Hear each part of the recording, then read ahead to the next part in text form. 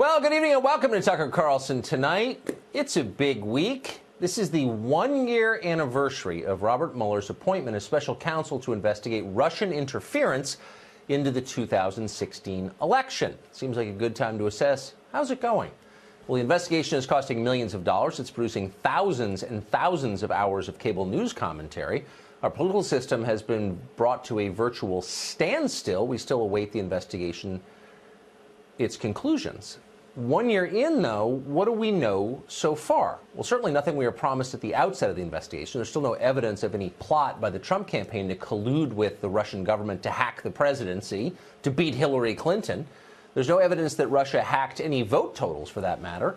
There still isn't any proof they were behind the hacking of John Podesta's emails. We still even haven't seen evidence that they had anything to do with the DNC hacking.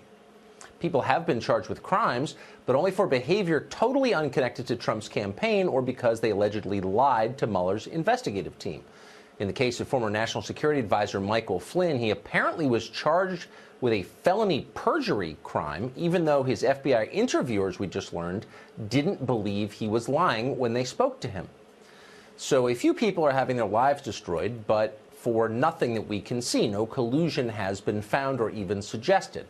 Doesn't mean we haven't learned anything, though. We have. We've learned that when Russia did try to influence the 2016 campaign, they weren't very good at it. They spent a small amount of money on online ads that almost nobody saw. Most of them were in states that had nothing to do with the outcome of the race. They weren't competitive. The ads weren't even all on Trump's behalf. Some were against Trump. Instead of backing a specific candidate, their greatest interest seems to have been sowing chaos and disunity in the American political system. And on that front, of course, mission accomplished.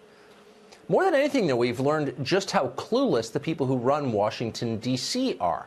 Rather than accept the fact that they created Donald Trump themselves by abandoning and then coming to despise the rest of the country they run, they couldn't face that, so they concocted the Russia collusion story as a way to sustain a world where they did nothing wrong, and they only lost because their enemies betrayed this country to a foreign power.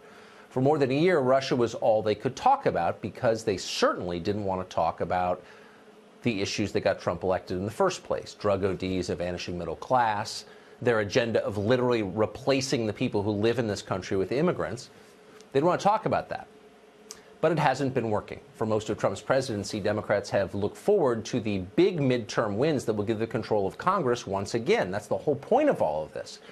But it hasn't worked. Their lead is dwindling. It's now within the margin of error. They may not win back the House at all. And it looks like the Senate is going to be beyond their reach. Why?